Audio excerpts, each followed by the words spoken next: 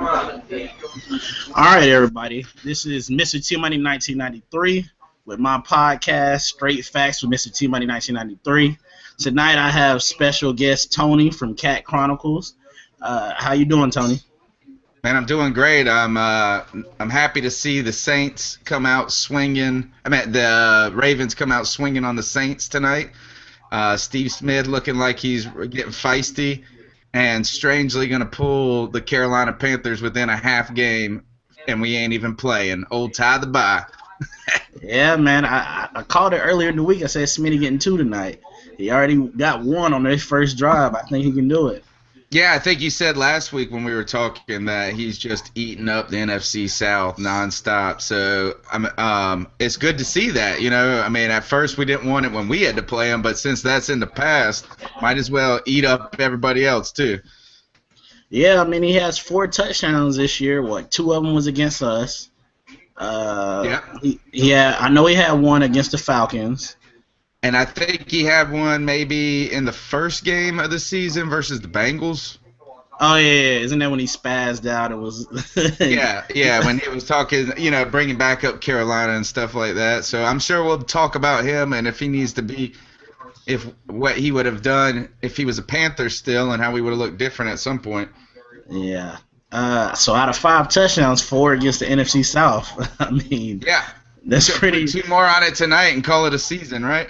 Yeah, that's pretty impressive. So speaking about that, I mean, I did kind of call last week. I said everybody in the South is losing this week. Hopefully that'll happen. The Ravens will finish strong and finish this game. And like I said last week, man, I think we can be in the lead by the end of next week. I really think we can. We got the Vikings coming up. The Falcons have the Cardinals, who are even going to be even more upset coming off a loss to didn't they lose to Seattle? And, yeah, on the road with a backup quarterback. Yeah, and the Saints will have the Steelers in Heinz Field next week. And the Bucks, I can't remember who they got, but I mean, do they really matter? The Bucks play like Green Bay, I think, or something like that. Yeah, so like I said, I feel like we can be in the division lead by next week. But see, that's the cruddy part about this whole thing, T-Money, is that we've been in the division and we could have rolled away with the division, and we didn't even have to play good football. You know, you could have played kind of okay football and own this division and been in the playoffs, and I think that's why so many people have been upset, man, is that we're in it. Yeah, it's hard, but man, we have played like crud.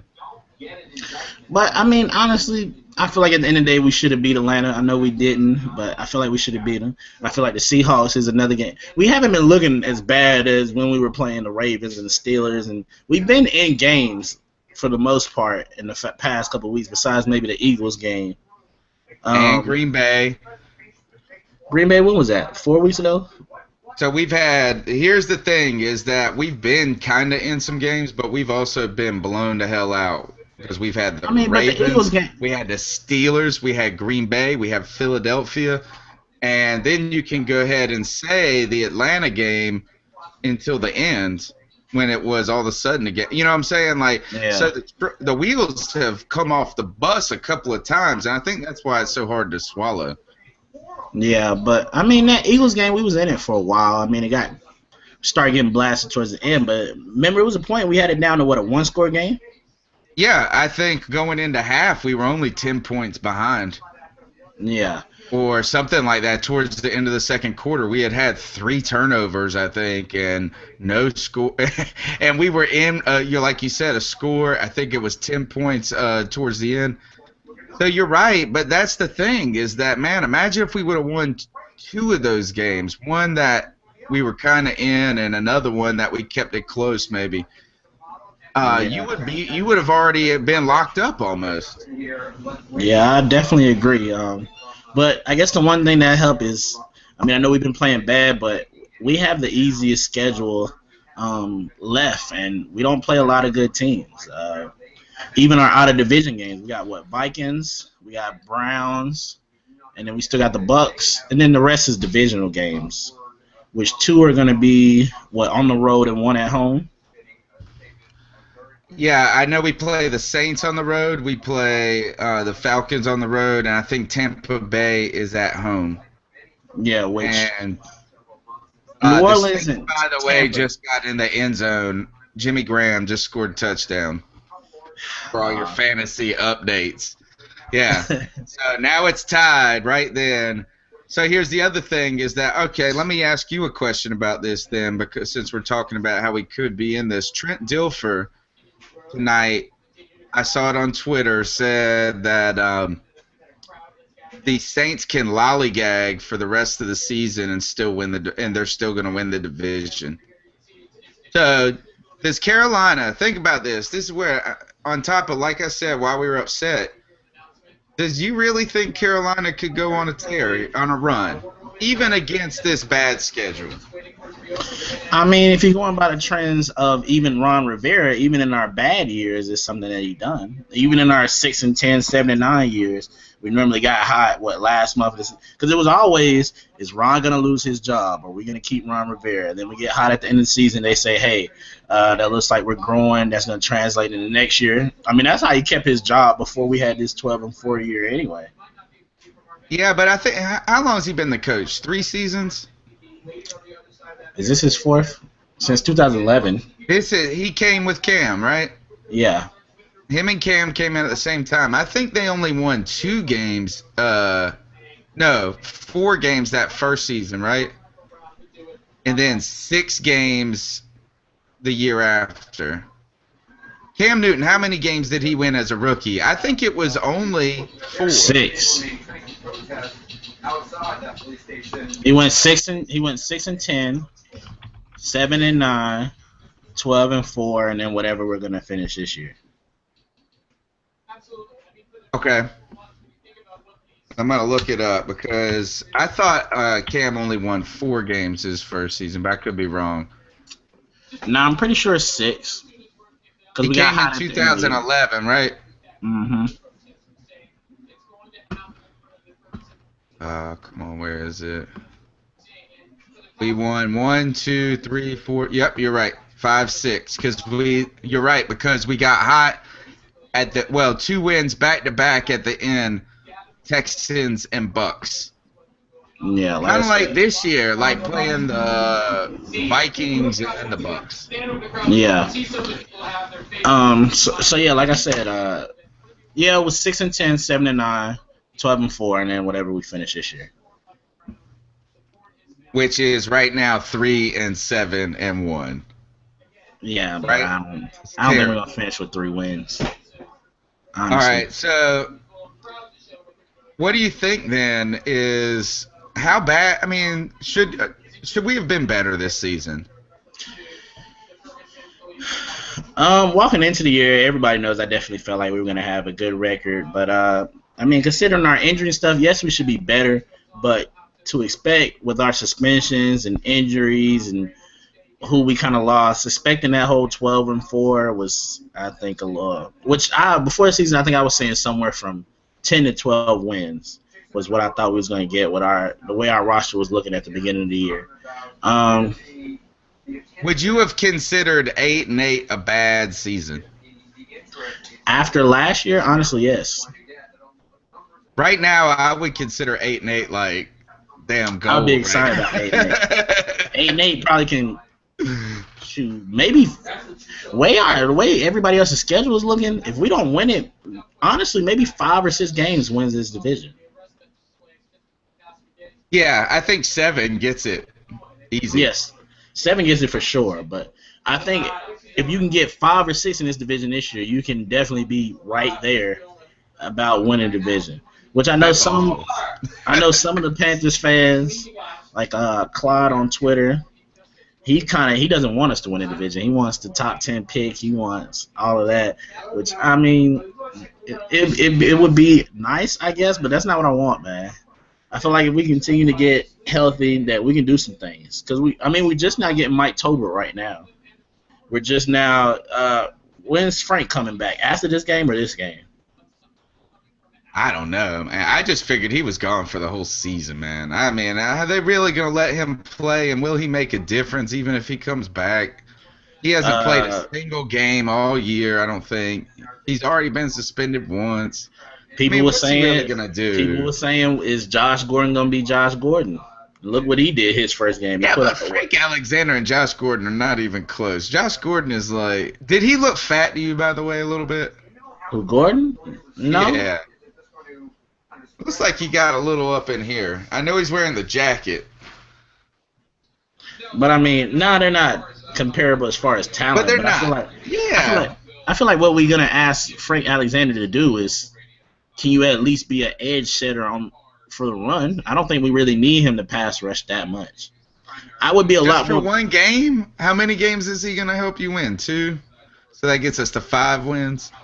I would be a lot more comfortable with him and Mario Addison being the rotation than Wes Horton and Mario Addison being the rotation. Yeah, but don't you think that's all too little too late? I mean, with this division, nothing is too little, too late. Honestly, the Bucks still kind So of whoever wins in week 17, the last season basically goes to the playoffs. It might be that we play who? Don't we got Atlanta week 17, don't we? Yeah, always 2 years in a row, Atlanta on the last week, and we got Cleveland before them, dude. And you know that ain't gonna be no good easy game. I don't think it's gonna be easy, but honestly, playing Cleveland is not a game where I walk in. I'm like, oh my god, we have almost no chance to win this game. Which that's not me in general anyway. No, you ain't never said that about any game, dude. But the Browns don't scare me that much, and they honestly, if Mike Smith knew what he was doing, should have lost that game against Atlanta. Which is why You think that was all bad coaching? it's bad logic. It's 3rd and 2 with what, 40 seconds left, 50 seconds left. Whether you get the first is not important at all. You want to, first of all, you pay Steven Jackson all that money. What if he was worried about his field goal kicker in general, and he wanted to actually get the first down, and they just screwed up? If you want to get the first down, you don't run that play. You have Julio Jones and Roddy Wright, and your play design is a streak to Devin Hester. That's not, I want to get the first down. What do you think they were thinking? I'm thinking, first of all, he put a lot of trust in Meg Ryan, which can be good or bad. Second of all, I feel like that's totally a lack of trust in your defense. I mean, I think he had to feel like. I mean, is that unreasonable though?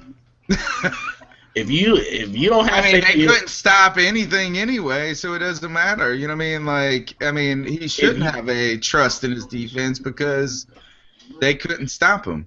But they would have been able to run the clock down at least a little bit.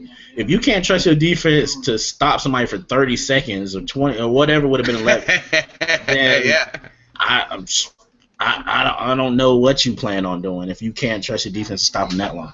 Instead, you get them. It's just a total mistake. Like, why they should have just fired him right there then. I agree. I feel like that totally lost him his job, even if they win a division. Before I was saying if they win a division and make the playoffs and they win maybe a playoff game or two, he still had a chance to win it. But this is 2 blown time management situations in the past couple games. Because he did the same thing when they played Detroit and London. Yeah. And gave them too much time and allowed them to come back and win the game.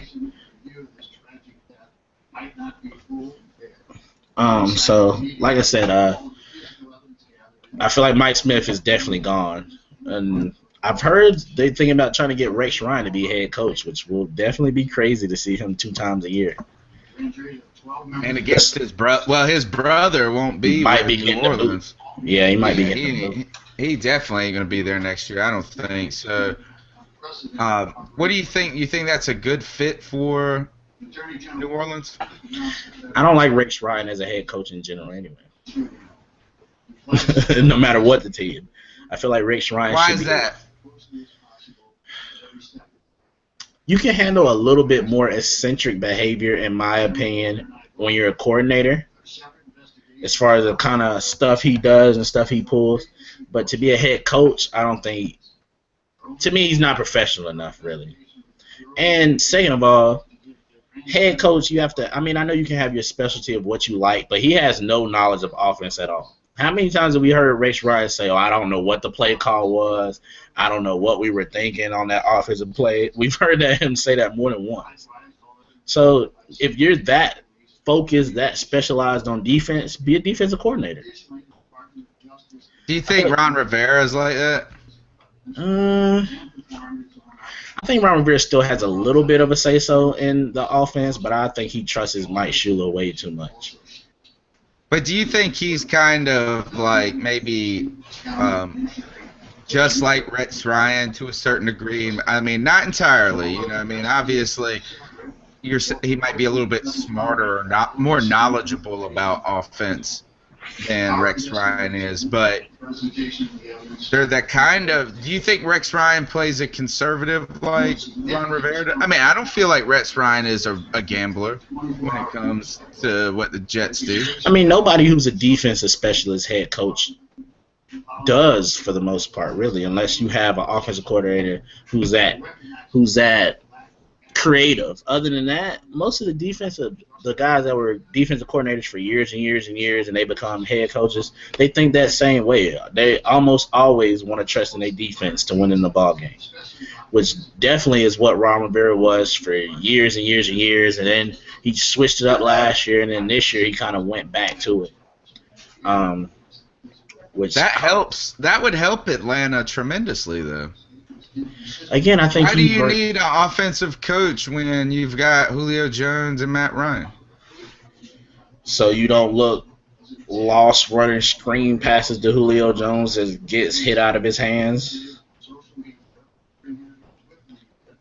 I mean, why can't you just get a good coordinator? That's what I would say. If I was Rex Ryan, then if I was Rex Ryan, I would want to go to a team that was built for the offense. So then I could come in and put my defensive pieces in and bring the defense up. But, you know what I'm saying? It's already don't you think it's tougher for, like, Ron Rivera to go take over a team that doesn't have a good defense? I feel like it does have a good offense. I mean, like, you know what I'm saying? Like, because you feel like they're supposed to be able to coach that part up and bring in a couple pieces, guys they know. But again, who does Rex Ryan bring in that's really that great of an offensive coordinator? Marty Mornhinweg, maybe? And who is Ron brought in? Do they have to be that good, though, when you got Julio Jones, man? If they get a running back. I mean, I call their offense not looking the best when you lose Tony Gonzalez anyway. No, it doesn't look like the best, but I mean, I just feel like, man, if I was a defensive coach, I'd want to take over the Atlanta Falcons. Got Desmond Trufant back there. Well, all right, how about this? Let me ask you this instead of who really gives a crap about the Atlanta Falcons, but what would you rather see, an offensive coach come to Atlanta or a defensive coach? My two assistants began presenting to the grand jury an offense. Which, I mean, Mike Smith's supposedly supposed to be a defensive coach. But I feel like no matter whether they have an offensive coach or not, when you play Atlanta, you're normally figuring, anyway, from a Panther viewpoint, they're going to score 20 to 24 points. Right. How many times do we really hold them below that? And I don't really remember any games where we do. Even in the games where I agree. Even in the games that we have an impressive win against them, it's like 30, 31, 20, something like that. It's never a game that I can remember in recent history where we come in and just totally shut down the Atlanta Falcons. Like 12 points. I mean, this year is probably the lowest we held them to, and we didn't get the win. Right. Well, maybe I feel like they still put up a decent amount of points that game last year where Hardy had whatever. He had like 6 sacks or some crazy nonsense like that. Yeah, they had in the 20s, I think. I mean, I think you're right. I think we have better luck holding New Orleans to low points or Tampa Bay than Tampa Atlanta. Bay, definitely. Tampa Bay, I've seen us hold them below 12 multiple times. Say it again. I'm sorry. I said I've seen the Carolina Panthers hold the Tampa Bay Buccaneers to 12 or less a couple of times. In fact, in 2003 when we went to the Super Bowl, that whole run got started like in week 3 when we blocked extra point and like 2 field goals, and we beat them like 12-9. Yeah. And all they scored was a field goal and a touchdown, and they missed the extra point. We blocked extra point. And then we went to the Super Bowl that year. So I remember seeing us shut down Tampa like that. And even this year, did they score 20? Didn't they have like 13? Tampa? I feel like they got 2 touchdowns. I feel like they might have had like 17. Maybe not. Maybe it was 17-13. At 2013, I feel like we scored around 20 in that game. Yeah, well, I think we had 20 and they had 13, 17, something like that. All right, what's next? Who do you have you heard the whole madness going on with Captain Muttlin and Josh Norman? Yeah, yeah. I think it's a pretty crazy situation. Do you think it's going to have any effect on the game? All right, so I think there's a couple of ways that I want to look at this, and I haven't thought about it, or I've only read like maybe 1 or 2 things on it, right? Mm-hmm. And it was just that initial story that came out where Norman just like blasted Captain Muttlin. So we're going to play the Vikings. So my one question is this, does that have anything to do with it? Like, why is Josh Norman speaking out now? We've lost like 4 games in a row. It's not like he has been the reason he's not like he's been playing well, but we ain't been winning games. So yeah. I don't understand why you would be talking. It's one thing to talk junk on the field, and you have the moment to be excited about. But this seemed like planned almost. I wouldn't be surprised if it was somebody asking, which I'm not sure how it got started, but I'm sure somebody asked, "Do you miss Captain Muttlin?" Or yeah, because that's what, especially the phone interviews, they tend to do and we tend to do. I don't know if you ever listen to them. I listen to them through the Panthers app sometimes. And so we'll ask somebody who, like when we played the Ravens, we interviewed Steve Smith and we asked him, and then that's when he said the whole comments about Ron not standing up for him and this, that, and the other. So in the phone interviews, when you're getting interviewed by somebody from another team, definitely when you're getting interviewed by media from another team, that's when that stuff tends to come out. All right, but I think he said this to the Charlotte News and Observer. I mean, they still probably. But yeah, all right. So you're right. That's exactly how it started, because they asked him if he missed Muttlin or something like that, and he had a locker beside Muttlin, and because they they were in the same space, and he basically came out and said I didn't learn nothing from Captain Muttlin. And worse than that, he said Captain Muttlin held him back, is what he was making. Because he said, what did he say? Because I'm bigger, stronger, faster. Oh, so he tried to keep him off the field or something almost. Yeah, that Captain Muttlin didn't help him because he wanted to keep his starting spot. All right, this is what I say about it, man. As I say that, come on, Josh Norman, you lost 4 games in a row, bro. I mean, yeah, you've been playing well, but trashing the little mini cornerback on the other team. What do you think about it? I feel like it's just kind of cruddy. One, if that beef between him and Captain Muttlin is actually real, because Captain Muttlin kind of, he seemed a little suspect to me. First, he started out I don't know I don't know why he would say anything like that. He pretty much did woe is me, and then the second part of the comments I seen was him kind of shooting shots back at Josh Norman, saying, really? He said Josh Norman has talent, yes, he's bigger, yes, but the reason why he wasn't on the field is because he has no respect for the game. So okay, so yeah, I mean, like he ain't backing down. It doesn't seem like. And then he put out the whole comments how he wants to get a pick six. Oh, he brung up, because he has a record for most pick sixes in Panthers history. Yeah. So he brung that up, and he brung up how he plans on getting one against Cam, and so. So you're saying this, and I think you've just persuaded me, is that if this beef is kind of real, I have no problem with it. If there's like anything other than him just making this up out of the thin air, yeah, is that there must be something that precipitated this to where either he's just talking junk for no reason, or he really doesn't like Captain Munderland. Which Captain Mutherland said in his interview that they shared a locker, they shared whatever, but they weren't friends like that. It was kind of you doing your own thing, I'm doing my own thing. Right. So, like I said, Captain started off saying, "Oh, I don't know why Josh Norman would say anything like that," and then he started, I guess he started getting upset too or whatever, but he went into it and kind of dissed Josh Norman back at the same time. So I think it had to be something there at all. Or else you would have just. All right. And then he's saying he wants to get a pick six on Cam? Yeah. Shoot.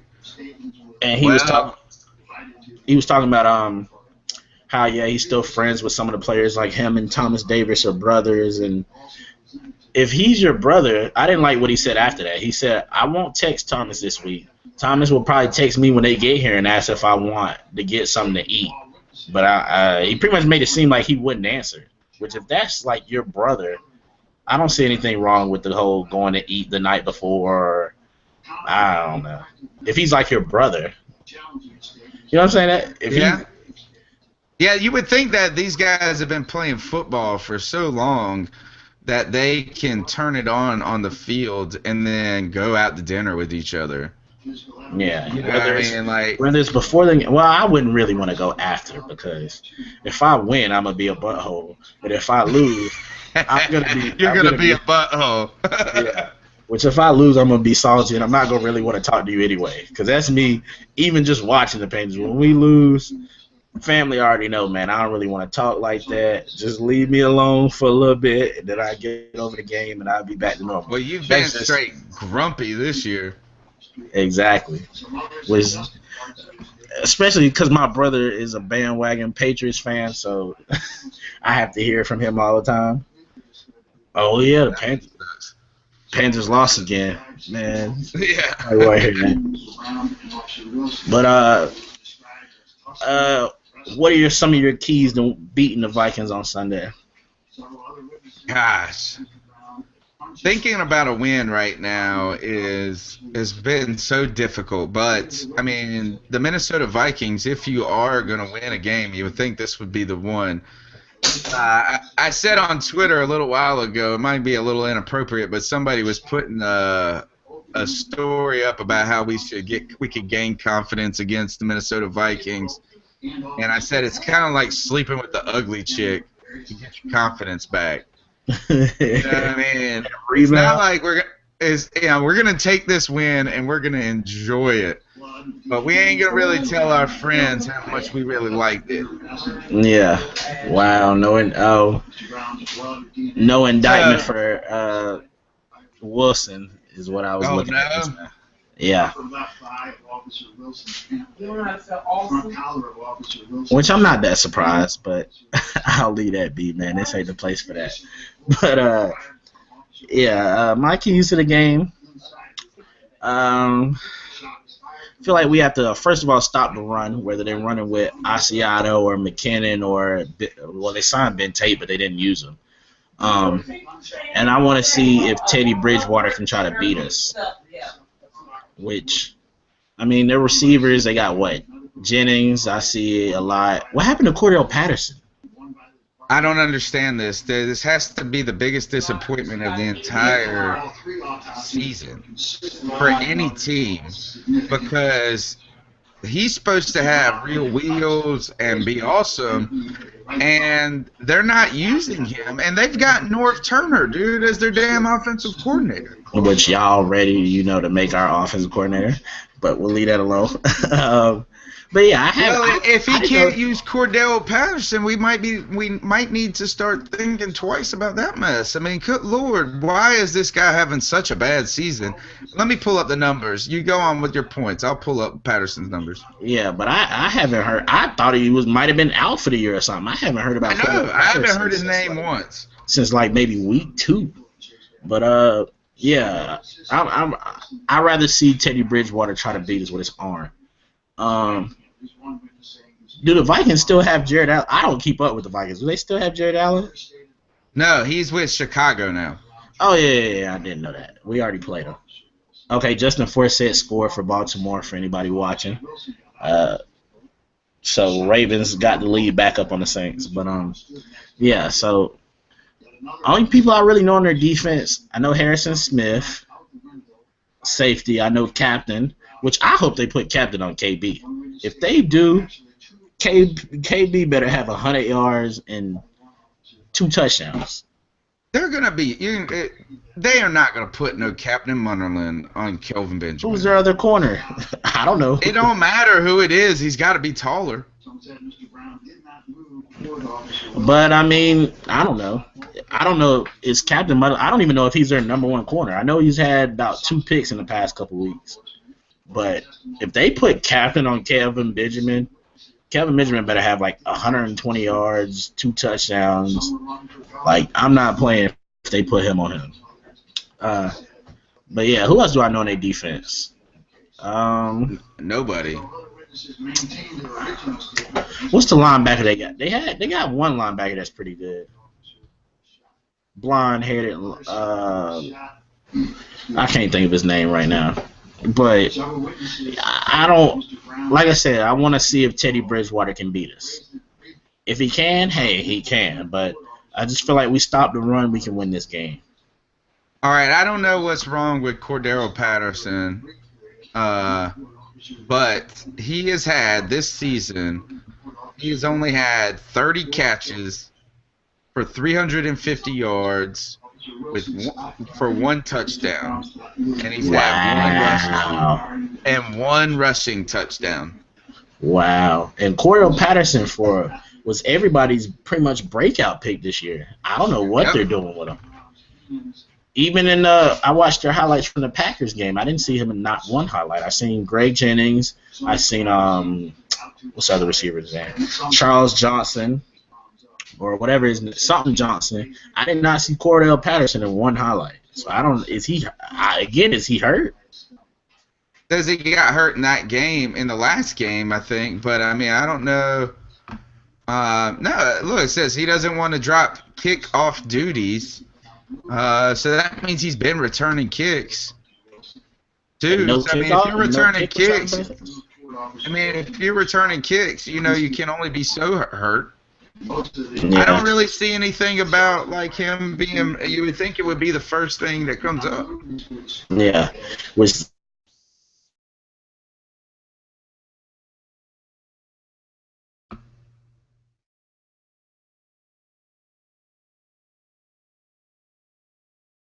I mean, I know sometimes the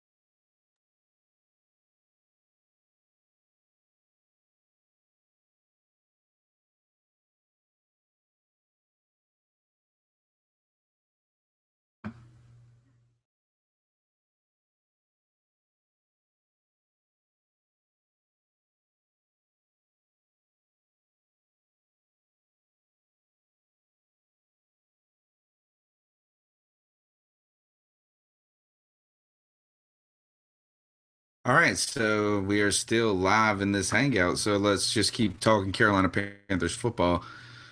It's going against the Minnesota Vikings. What Straight Money was talking was that it's going to come down to Teddy Bridgewater looking to have a good game against Carolina. And this is opportunity for this, a defense that hasn't necessarily done entirely too much to find find a moment to get some confidence. And that's what we'll hopefully be looking for, is that giving the Carolina Panthers offense enough time to find a little identity itself, something that struggled tremendously over the last couple of weeks. Cam Newton has just not been on target at all. I mean, he has had a terrible, in the 40% passing completion percentage over the last couple of weeks. But then it's also hard to be overly critical of Cam Newton at the same time, because he's been the only reason there's been anything uplifting about this team in the same vein. So what you have is the very reason for optimism has been struggling over the last couple of weeks, and that's a difficult thing for anyone to kind of deal with. So you can only be so upset with them. So I think that since the technical difficulties, this might be coming to an end. This is the Straight Facts podcast with MrTMoney1993. You're looking at the professor, aka Tony Dunn from Carolina Cat Chronicles. And what we're going to get back on track next week is a look with the Carolina Panthers, how they're going to be related in the division. Right now, Baltimore is up by a touchdown over the New Orleans Saints, so that puts us in within a half game of. So what you have is a real opportunity to really be in the division, and it's kind of sad almost to a certain degree. But you can check us out next week, Monday, Straight Facts with MrTMoney1993. You can always find this on the C3 network, CarolinaCatChronicles.com.